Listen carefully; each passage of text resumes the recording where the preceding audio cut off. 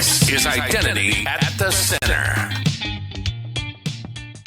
Welcome to the Identity at the Center podcast. I'm Jeff, and that's Jim. Hey, Jim. Hey, Jeff, how are you? Oh, not so bad yourself? Good. Guess what? I did something today that you could never do. I mean, there's so many things I can't do. you have to be but more this specific. one it should be within your power. So I received my iPad today, Okay. a couple hours ago, and I have not opened the box yet. Well, I question all your priorities. If you get a box, you open it. That's like, it doesn't matter what it is. It could be an iPad. It could be, a thing of chapstick. You open the box when it comes in. I don't know how you just let it sit there. You're an animal, dude. Yeah, especially brand new technology. So, but I'm excited after the call. I'm planning on cutting into it and playing for hours on end. Have you ever had an iPad before? Is this your first iPad? This is my first iPad. Wow, 2025. Congratulations. Yeah, and it's the latest and greatest, which is even more unlike me. Well, I'm like, oh, great, the iPhone 17 came out. It's time to get the 16. Well, yeah, I'm expecting to get text from you later, like, okay, how do I do this? How do I set this up? Blah, blah, blah. Turn it on. It's a cool little device, with the exception of that stupid Apple commercial of that little girl saying, "What's a computer?" Like, a very punchable face on that girl, unfortunately. Wow. cut that out of the podcast. Just so annoying. Maybe that's just me being old and decrepit, but this little, I don't know, she must have been like 13, 14, and she kind of has this haughty, "What's a computer?" You know what a computer is. Boomer. Yeah, right. Okay. What else we got? Hit me. No, I'm excited for conferences, but I did want to throw in one other thing, which is we kind of talked about what the ledger note question is. I'm really excited to jump in on that. That is like, now we're getting to Jim territory, something where I can actually add value. So I'm excited about that. And so for those who don't know, who never stuck around till the end, we always end every show with a ledger note. And it's just the idea that kind of humanizes Jeff and I and our guests, and we pick a topic that's not identity related, and we talk about it for a couple of minutes. I think if you're not interested in that, go ahead and drop off. If you can't wait to hear it, feel free to fast forward toward the end. Well, I mean, don't drop off. Just turn the volume down and go somewhere else, do something. But I call that like and me subscribe, time. right? Yeah, that's like, that's a perfect opportunity to hit the like and subscribe button. That's like me time. Like, I like to have conversations about a whole bunch of different things, and we usually try to pick something that's kind of fun and, kind of joke around a little bit and maybe tease each other or find out something new, whatever it may be. I can tell you right now, I'm not going to be able to add any value to this lighter note. So I'm going to be relying on both you and our guests. Exactly. I know it's not in your wheelhouse, but I was going to bring up also, by the time this episode drops, it'll be probably the week of Gartner. So we're already starting to think about the 2026 calendar. In the US, we've got Identiverse. In Europe, we've got EIC. Now, by saying in US and in Europe doesn't mean you have to live there to only go to those conferences. I actually highly recommend folks from Europe go to Identiverse and vice versa. Folks from North America, US, go to EIC because you learn so much, get so much new perspective. Yeah, we had a really good time. It was our first time going to Berlin earlier this year, 2025, as we record this. And we're so excited to do it again. So we've kind of partnered up with Cooper Cole and the EIC folks. So we've got discount codes. So look, I get it. Going across the pond, at least for the US, is sometimes pretty expensive. So we've got codes on our website. So if you go to the idacpodcast.com, just scroll down. All of our active discounts are there, but you'll see one for EIC. So we've got 25% off IDAC 25MKO. It's been a while since we read like a discount code. For a while there, we had like 8 or 9 of them going at once. It was like, all right, we'll do an entire episode just reading codes. So now we just direct people, go to the website. Codes are there. We're looking forward to it. You and I are going to be there, Jim. And trying to, recreate the magic of 2025 there. Yeah, it's fantastic. I mean, even if, obviously it was a great conference, but it was also great being in Berlin and going on, we went on that river dinner cruise the one night and got to kind of have a canal ride. I thought it was just so cool. It's like are memories for a lifetime. It was fun. I think I sat there with Enrique and a couple other folks, just kind of chatting. I didn't actually go outside the entire course. We were just sitting at a table, just chatting about this, that, the other thing. So it was a fun time. It was good times. Like I said, looking forward to it. And I'm sure you'll weave in some some travel to other places. I have not yet figured out what I'm going to do yet, outside of the trip to Berlin. So. Well, you mentioned how it can be expensive for people from North America to go over to Europe, and vice versa, I'm sure. The biggest key I can say is book way ahead of time. I mean, I got my round trip to Europe last year for about the price of a last minute booking of a domestic flight. So it can be done. Just book, 6 to 4 months in advance if you can. Yeah. Or try to get your company to pay for it. That's the way to do it. Well, yeah. Or both. Sure. Yeah. Whatever you can get away with. All right, so let's get to our topic today. You've probably read the title already. It's Identity Management for Agentic AI. We've got with us today Tobin South. He's the co-chair of OpenID Foundation's AI Identity Management Community Group. So welcome to the show, Tobin. It is great to be here. Thanks for having me. Thanks so much for taking the time. I feel like it's kind of like a mouthful. Identity Management for Agentic AI, ... And there's so much probably more behind it. Let's start a little bit, though, with kind of your background. So how did you get into this space of AI and identity? Take us through your origin story. Yeah, I do find myself nowadays swimming in a sea of acronyms and jargon that is kind of terrifying to confront. I didn't intend to end up here. I have always been someone who's really interested in AI, and that was the scope of what I was really interested to work on when I joined MIT for my PhD. And kind of the broad question was, how do we build more robust security and safeguards on AI? And this is before ChatGPT, before it kind of ate the world. And over the course of my PhD, AI got better and better. Chatbots became a thing. And this idea of AI agents started popping up, where these crazy, wacky ChatGPT language models were going to go and do things and interact with services. And it just became remarkably apparent that access controls and identity was going to matter more and more as part of that. And so I started shifting my research towards that direction. And ever since then, that has been everything that has consumed my mind for the last year or so is identity access management for agents, the future of robust consumer marketplaces for agents, as well as the kind of enterprise questions around how we deploy agents. Did your definition of AI change the first time you kind of became cognizant of things like a large language model and, specifically like a generative AI component? Because I feel like it was AI before. It was really like machine learning and sort of pattern matching, right, and things like that. And then I saw what OpenID was, I was like, oh my gosh, that's AI. I want that. I'm curious if you felt the same or felt differently. Even for folks who had seen language models before, small language models that would generate a couple tokens, generate a couple words, give you a poem, I do think the ChatGPT moment still changed a lot of minds. And even beyond there, once tool calling became a thing, when language models could go and write a JSON that could then query an API, I think that really changed the minds of a lot of people very quickly in the space. Yeah, now we've got things like vibe coding and all kinds of different things that people are doing. Tell me a little about your role with OpenID. So tell me about the AI Identity Management Community Group, which is not a working group. I know there's a very clear differentiation, but tell us about that role that you're serving on there.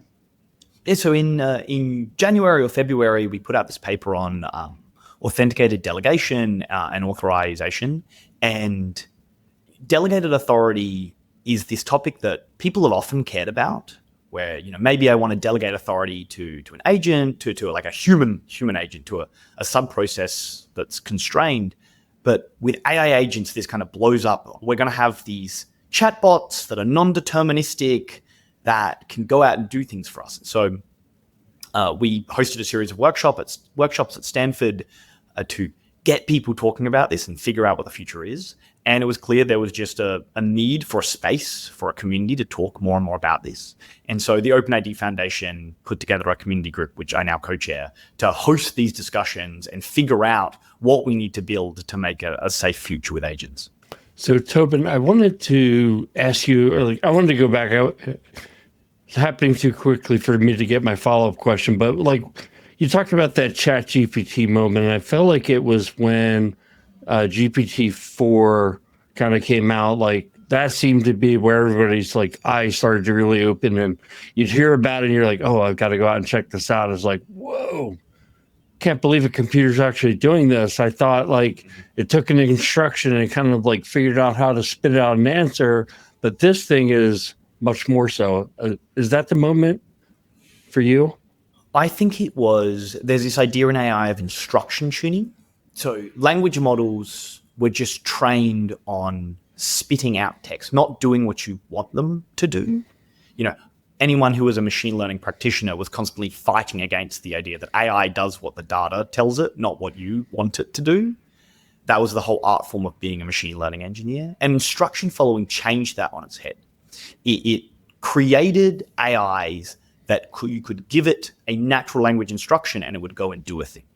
And kind of from that moment onwards, we've seen this slow trend towards it being better and better at doing what you want it to do.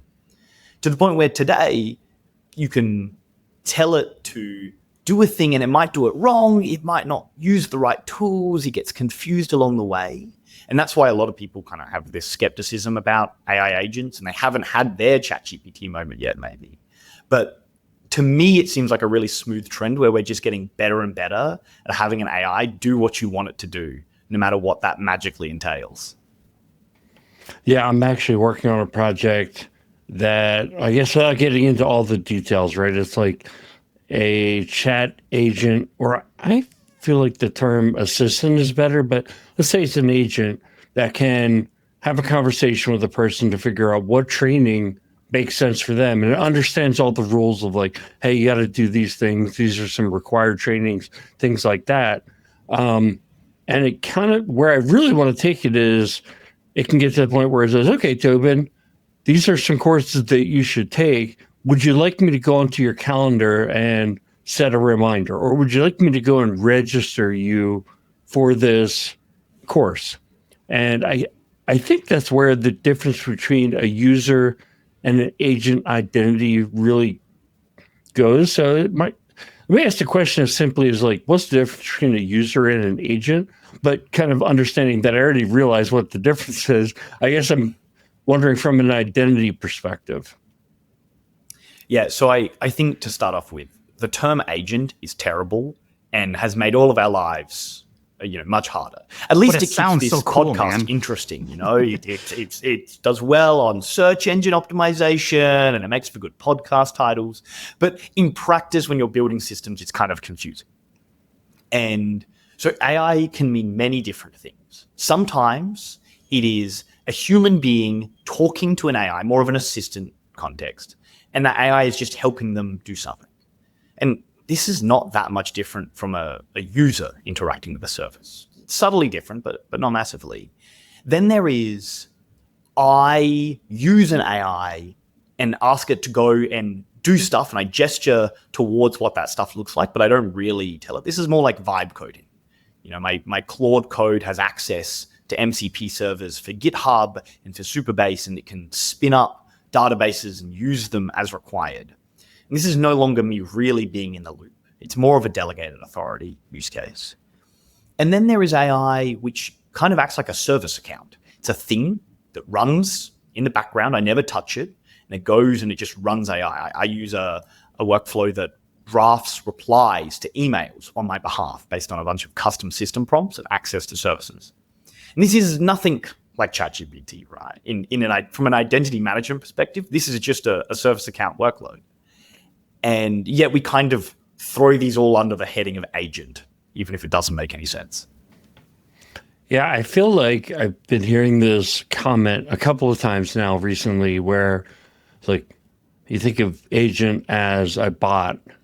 We spend our career keeping the bots out, and now we have to figure out how to let the bots in, or the right bots in, and let them do the right things.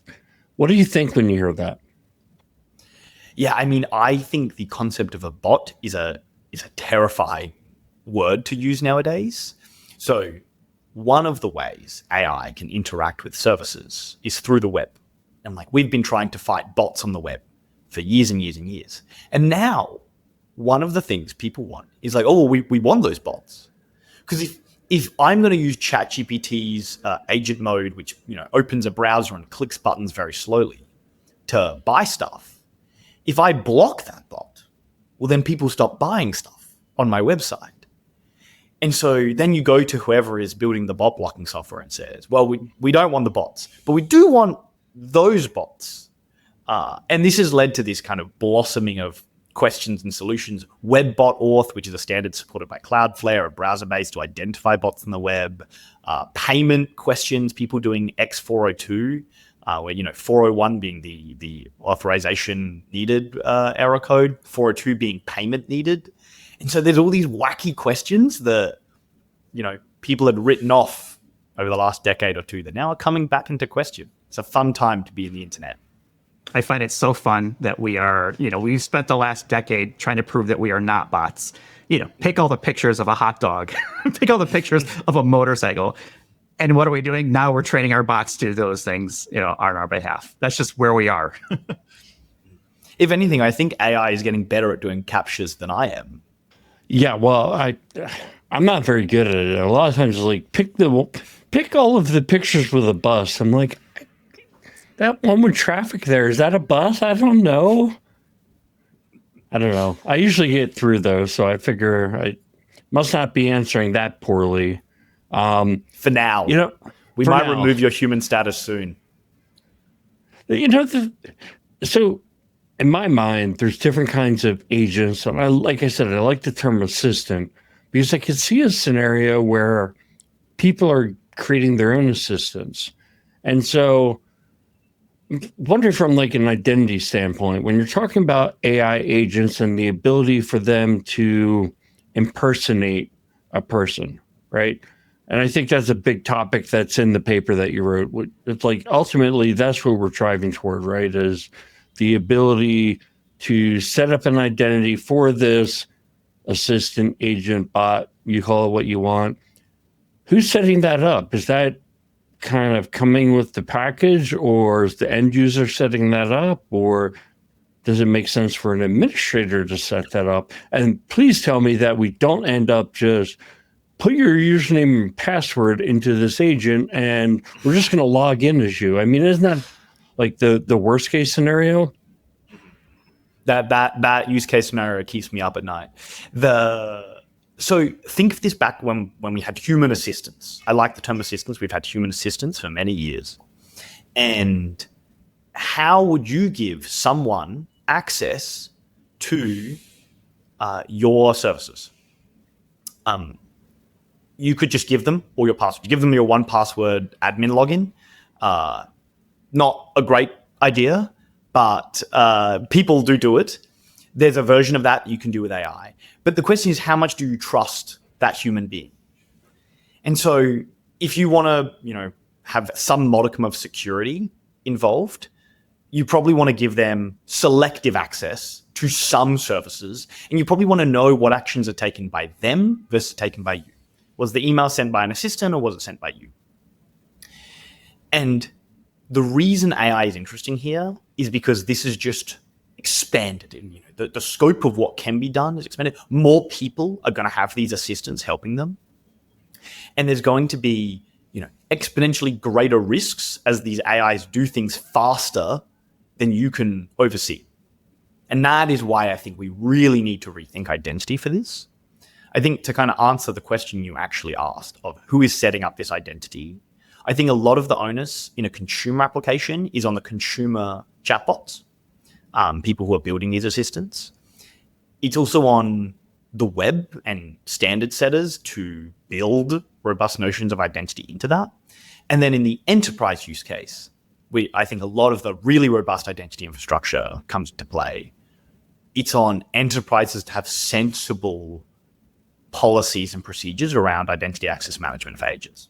So when we talk about this, it's essentially this major topic that you took on in the paper, impersonation versus delegation. It's interesting because brought me back to what I see like in my early days in IT, where an executive would have an executive assistant. The executive didn't even know how to go in and do an access review, if he even had that at that point, but they didn't know. They would go in and like approve access. And I actually work for people where their assistant would print out their emails and put a stack of paper on their desk so they could go through their emails. Yeah, sad situation, but it's kind of the human version of this process now. I guess the question is like, what is the right way? Is that what you guys are driving toward? And is it to set up some kind of standard for like what is acceptable, what is best practice? Because I think from a practitioner standpoint, this is one of those areas where it's like, just tell us what to do. Well, Jim, I can build you an AI agent that will print out all your emails so you can go back to handwriting them. I think that maybe that's a better world. We do need to stop using all these phones all the time. So maybe that'll. I was going to say, please don't. I just got an iPad. It's still in the box, but I'm going to just do all my emails there. You know, I think a lot of people believe that AI agents are going to solve all of our problems. And I think much in the same way you think an iPad is going to make you better at replying to emails quickly, it's not. You're the problem. And it doesn't matter how good. I have an AI that writes emails for you, drafts emails. And yet this limiting reagent is still me clicking send, because I'm not going to let AI send emails on my behalf. Draft, okay, but send would get hairy very quickly. So your question, what is the right solution? I really wish I could come on this podcast and say to you that, like, here is a magic fix that will solve all your problems. That doesn't exist. It's not ever going to exist. And anyone trying to tell you it will is selling you a product. Instead, there's a bunch of steps we can do with current web identity infrastructure, delegated authority tooling, and enterprise identity infrastructure to make things ready for AI agents or be using them already. And you see this already in kind of the enterprise use case. You want to have an enterprise assistant, human assistant. We have some tools for that in whatever identity provider you use. Well, most of these identity providers are also setting up tooling around agents so that you can declare that something is an AI agent, that it is delegated on behalf of the human being. You can provision it and deprovision it in enterprise identity management tooling. And essentially everyone in this ecosystem is very aware that this is a problem and working towards it. And so I may not have one solution, but I'm promising you will get a lot of emails over the next year of people selling you solutions to fix them. So we got that to look forward to at every conference. It's already starting to show up as like manage your agentic AI. You talked about that delegation, and that's going to be a big part of it, because the whole point of agentic AI is autonomy, right? It's doing things on your behalf. And so, of course, it has to have some level of delegated authority, but that delegation does not absolve, the governance, the consent, right, that needs to take place to say, yes, I do authorize Jeff Bot to go do these things. How do I keep track of that? Because that human oversight that is supposed to be there, typically over like a human level ID operating at human timescale, is going to be very different when you're talking about agentic, meaning millisecond timescale and hundreds, thousands maybe of these bots, maybe millions of these bots kind of all doing their own thing. Like, how do you manage that automation and make sure that's governed and that the right consent is in place for it to do those things? Mm-hmm. Yeah, I mean, I really like that comment that AI is about autonomy. And I think the better AI is, the more autonomy you give it. Right? The dream of everyone building these highly effective, long-running AI agents is to give them one instruction or maybe an amorphous goal, and they continuously run and solve problems for you. That is the exciting part. That is what all of these evaluations for AI labs is built upon. And I think they're going to solve that. I think all of the AI models will get better at long time horizon tasks. The expression that has been going around Stanford recently is that AI is the worst it's ever going to be. And so if you don't believe that an agent is capable of continuously running a task effectively using tools right now, at some point in the future, whenever that is, you can believe whatever timeline you want, it will get better. But I think the blocker on that, the thing that's going to stop it being able to do stuff, is access, is permissions, human oversight, management of the access to services for AI agents is going to be the limiter on really cool agents. So I find it interesting that you mentioned that, because we've been saying that for a while, like this is the worst it will ever be. I've had to change that saying though, because worst implies to some people good and bad. And so what I've said is like, this is the least capable AI will ever be, is right this second, as we're recording this. It will be better, or it'll be more capable in 5 minutes, 10 minutes, right? And so forth and so forth. So I do find it interesting that, hey, Jim, we're wrecking good circles here. We're thinking like Stanford folks. I know. It's really eye-opening. Tobin, one thing that I kind of feel like I've found is some of the call centers that we dial into, like the AI is getting really, really good. Like some companies are underinvested, and there should be a wall of shame for that, because you get on and it's like your AI is garbage, and you just say, I need to speak to a human. I need to speak to a human. But there are others where they're actually good. But I feel like no matter how good they are, eventually they hit some kind of guardrail where it's like the AI agent just isn't going to solve that problem for you. It's like, hey, I got billed twice last month and I need you to refund me the money. And it's like, okay, well, this could be a fraud scenario, so we're actually going to forward you to a person. And why do I bring all that up? Because I kind of feel like if you can say, okay, here's Tobin, he's a human being, and he's got these 5 agent identities, and those agents go off and do something, you almost potentially could say, well, I didn't know what that agent was going off to do, right? Like if there's not enough logging and accountability behind those agents, so you almost have to, in addition to just logging it, but you have to have the right guardrails. And maybe it's a matter of having the right authorization so that it can't do things that you wouldn't expect it to do. But I also think there's process guardrails. And so identity management and identity security bump up to, it's got, some of this has got to fall back to the business process. Yeah. I think the element that you're describing with respect to liability is a huge, huge issue here.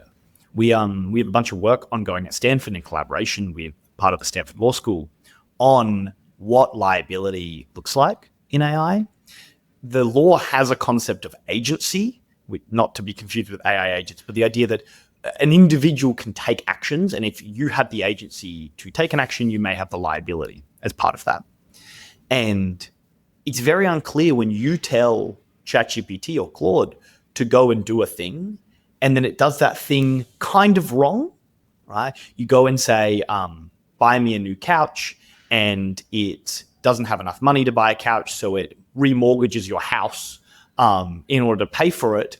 Who's responsible for that loan, right? Like that's a consequential action.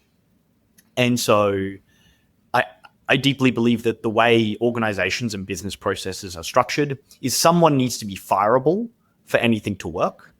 And if you just have AI doing a bunch of things and something goes wrong, who do you yell at? You can't really yell at ChatGPT. Yeah, I mean, you can. It will accept it. It will apologize, but it doesn't feel the same. You're right. So, I did make a mistake. Right. You don't want that. It doesn't fight back enough. Right. Yeah. So I think guardrails matter there. Part of guardrails is this alignment problem, making sure that AI stays on task. Part of it is just limiting its access so it can't remortgage your house. And then part of it is understanding, when you design AI systems and assistants, where the risks and the liabilities are in that business process automation. Well, this is sort of like the $1 trillion question is, who is responsible for the actions of the agent? Right? Ultimately, probably a human somewhere, but they're not going to be able to keep up with their own agents, let alone all the agents within an organization. So let me try to spin this into a way that we can make this helpful for people listening. I'm going to sit down and I'm going to vibe code, an app that prints out all of Jim's emails and sends it, via postal service to him.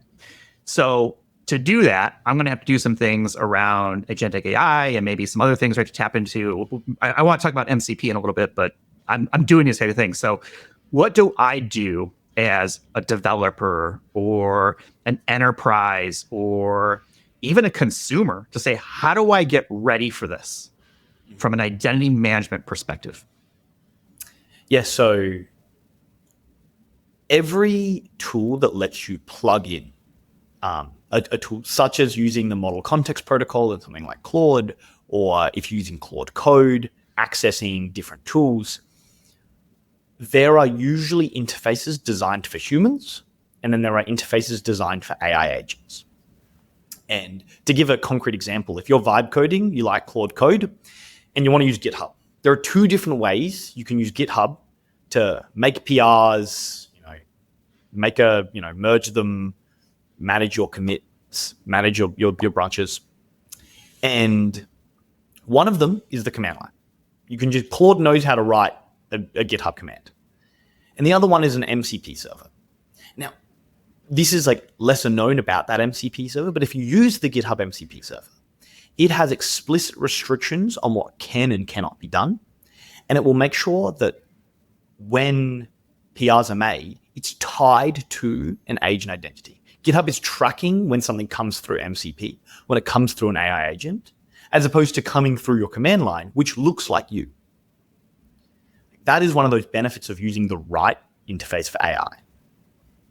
And I think this analogy can apply across a bunch of different tools. There's a bank that has an MCP server that will let you read banking information and automate your finances. Now, it's read-only. Everyone can remain calm. We're not vibe coding our banks yet, I hope. But having that interface and declaring it up front, especially if you're building AI tools, I think is super helpful, not just for you in your own management, but to offer to your consumers, to other folks using the tools you build, that something is AI and work towards this better identity infrastructure. So talk to us a little bit about MCP. Just if you could just kind of like start with the level set of what MCP is, and then talk about identity and authorization, how that plays in, how that works through MCP. Brilliant. We enter the three-letter acronym territory. Okay, so the Model Context Protocol, MCP, is a protocol that came out in November, December last year, has rapidly taken over the world. Every company I know is thinking about their MCP strategy. And I think the worst way to think about it is as a wrapper around APIs.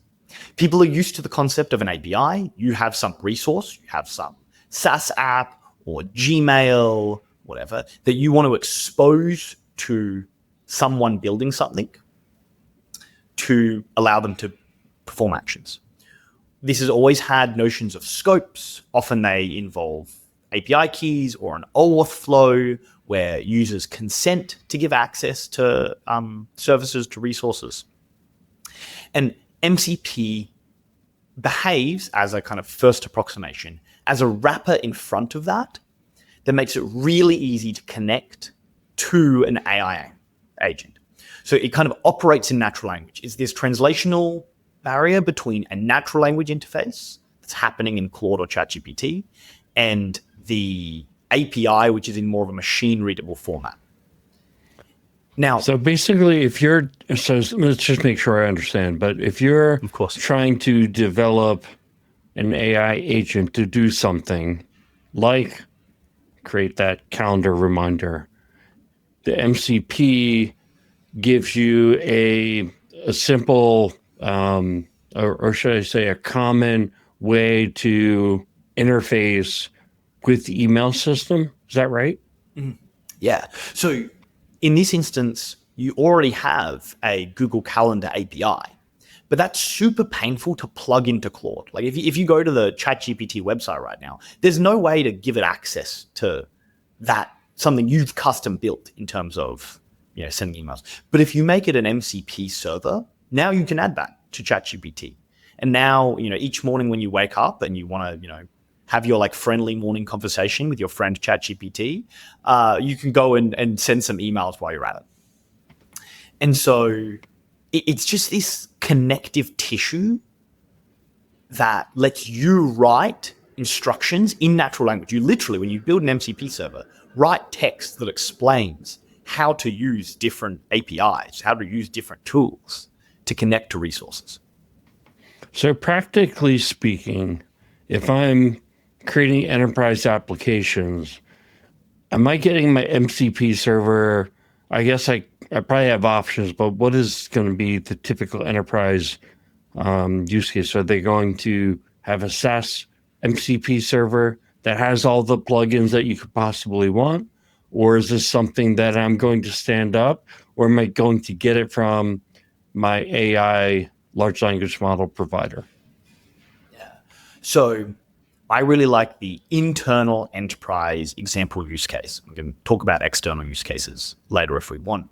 But you as an employee have a bunch of extremely boring tasks you perform on a day-to-day basis that involve opening a website and clicking a series of buttons in the same manner every single day. We all do. And there are, in many cases, APIs that could do that for you.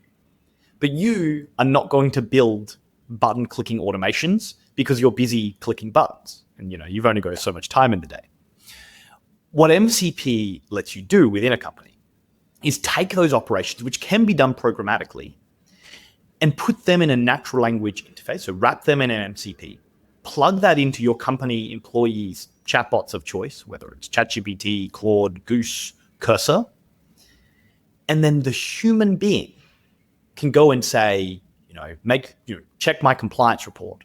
It can pull relevant information. It can, write relevant things, change state externally, and do those workflows that you always had to do by hand, but now do them with a chatbot. And as you find yourself doing these repeated chatbot operations, right? I always do the same thing. Check the Vercel deployment for any logs, pull it in, suggest a fix, write that code, make a new PR.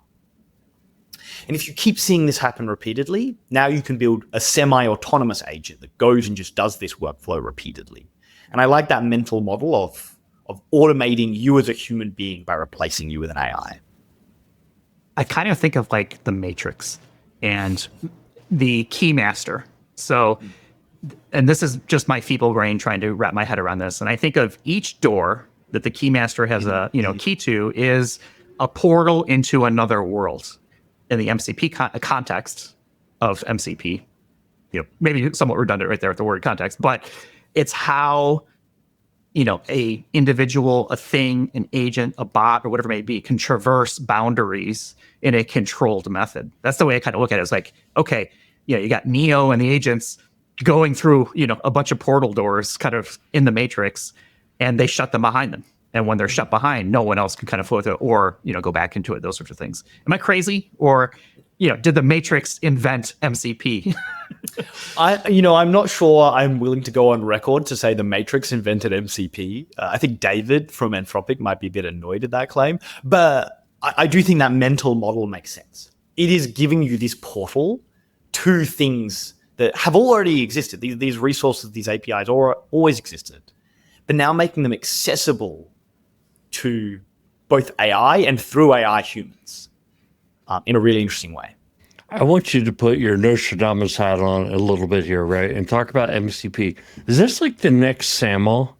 Or is that not a good analogy? Like, I'm just thinking with SAML, you got this humongous adoption and like there's all these like IDPs that are SAML enabled and you can plug in and you can have single sign-on to hundreds or thousands of applications overnight.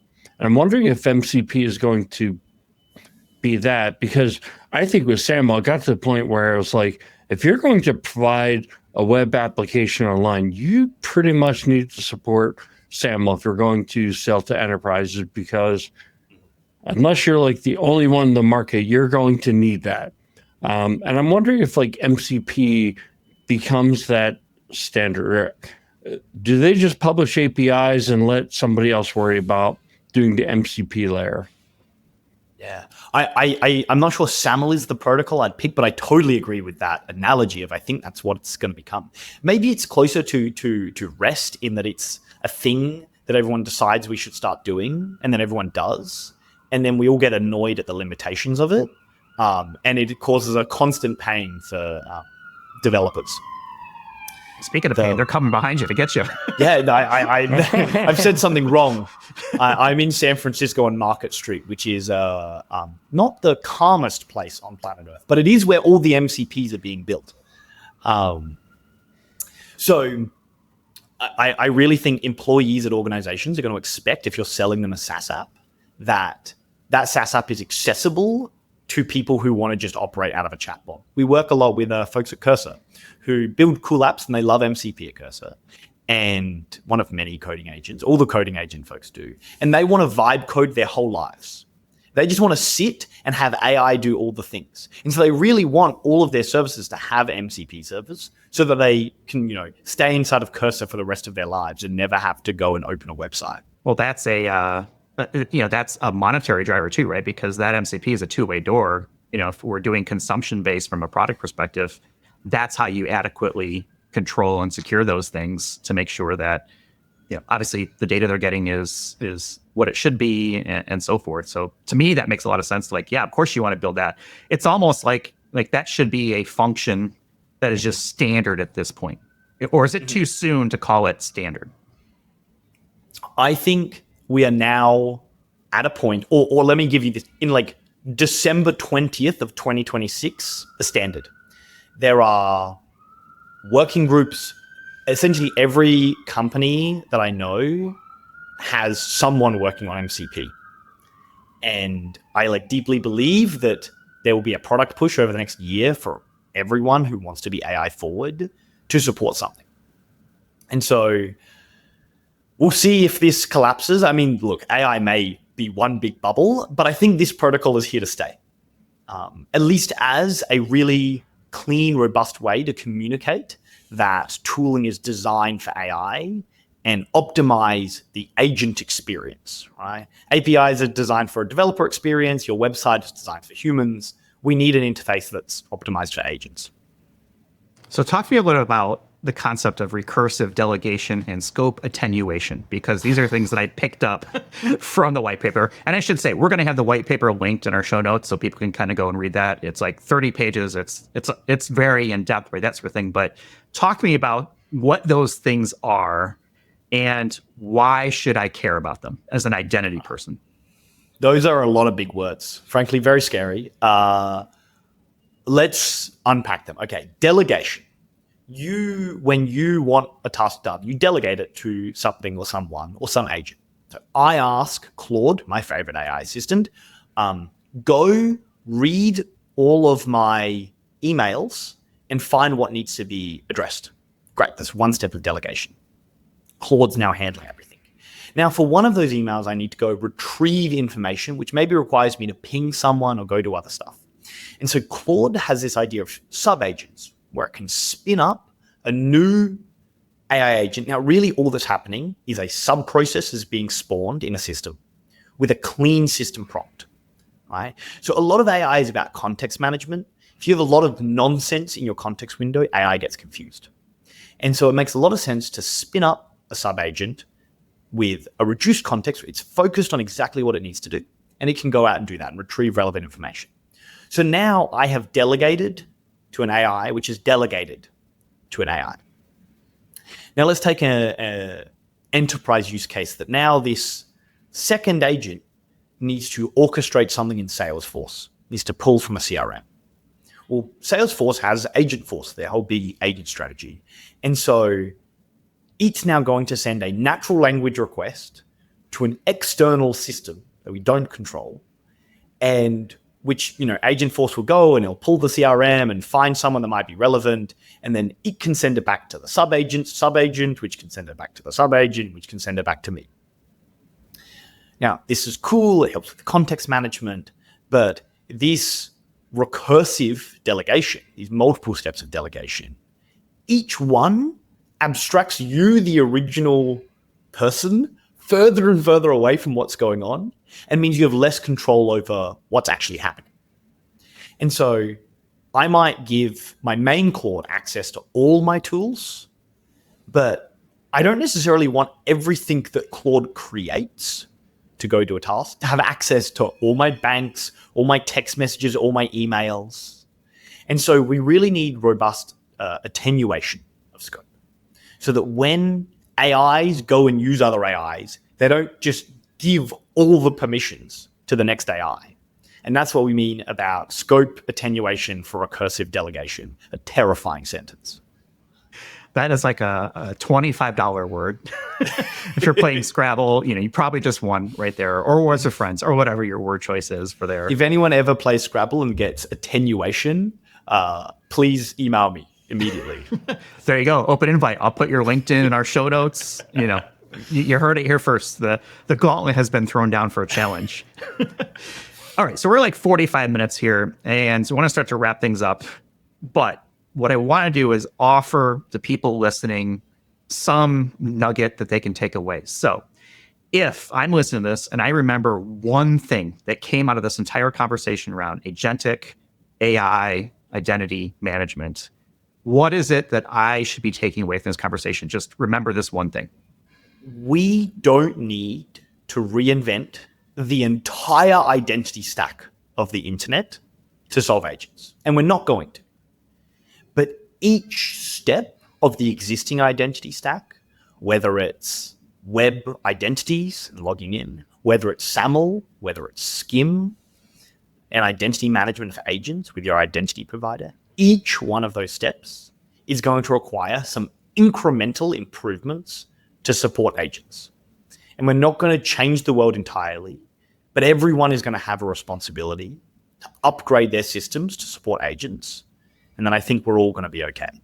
There we go. You make it sound so simple. Like this is it. This is just how we solve it. So you said originally you didn't have, a way to solve it. It sounds like you just did. I think we have so many fun incremental problems to solve that whether we have AGI or not, we're all going to stay employed for a while as identity management professionals. Yeah, judging by some of the outputs that I get out of the tools that I use, like, okay, yeah, we're not quite there yet. But, this is the least capable it will ever be right this second. It's just going to get more and more capable. Now it's on us to figure out how do we make it secure, how do we use it appropriately, right? All that good stuff. So as long as I can, use, things like Sora and Gemini to like make stupid videos, I'm cool. Yeah, I like it's neither good nor bad, but it will get more capable. Those Sora videos might become increasingly unhinged, but they'll be incredible definition and quality. Yeah, if you have not checked out the Sora app from OpenAI, it is definitely very, very weird. If you've not checked it out, don't. Just stay away. It is 100% AI slop. And if you're into that, it's great. If you're not, you're going to be like, what the heck is this?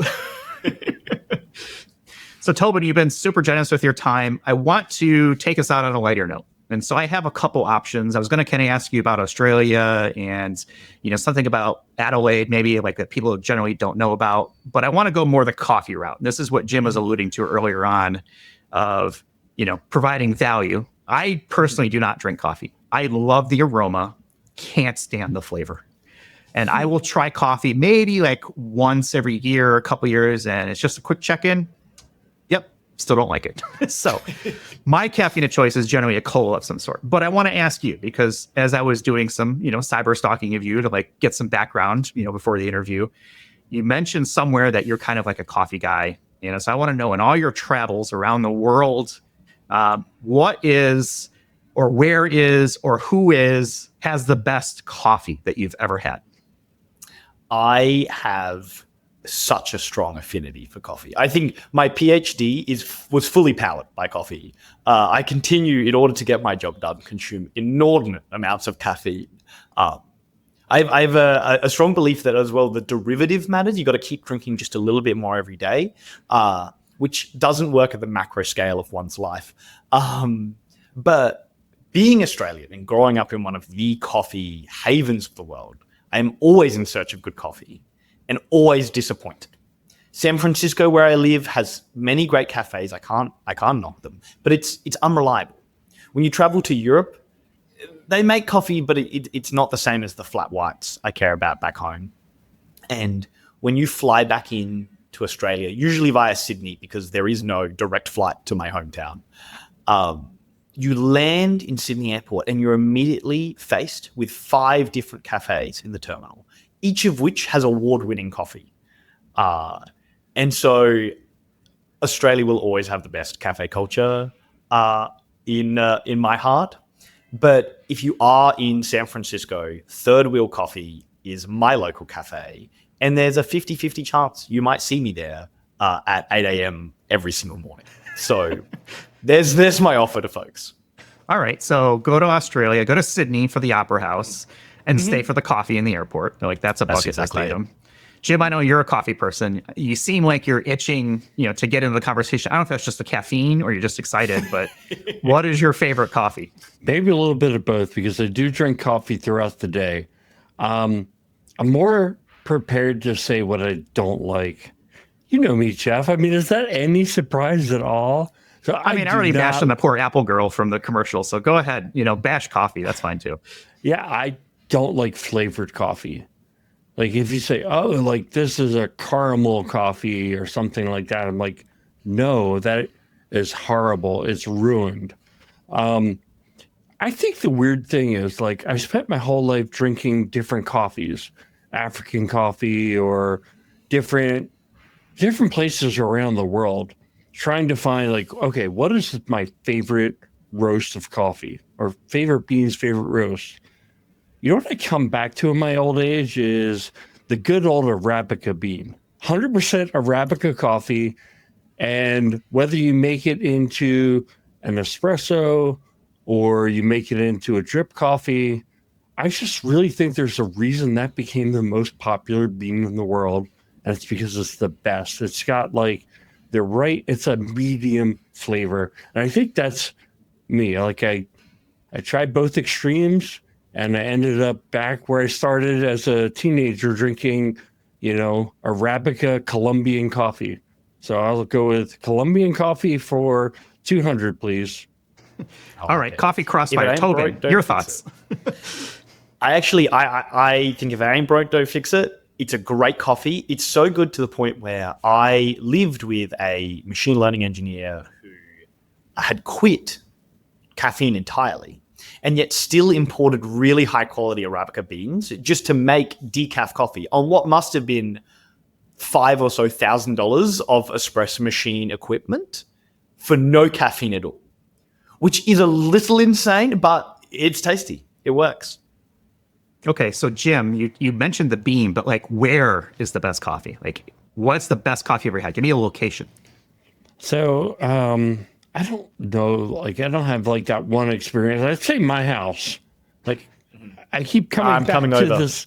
Yeah, I keep coming here and having coffee all the time. Actually, I don't have my really good espresso machine anymore. I've got like a Nespresso machine, which, people probably out there are like grumbling. I know it's a little bit of weak sauce, except convenience is very important when you have a job where you've got calls like stacked up back to back, and it's like, oh, this call ended 3 minutes early. I have time to go make myself a coffee.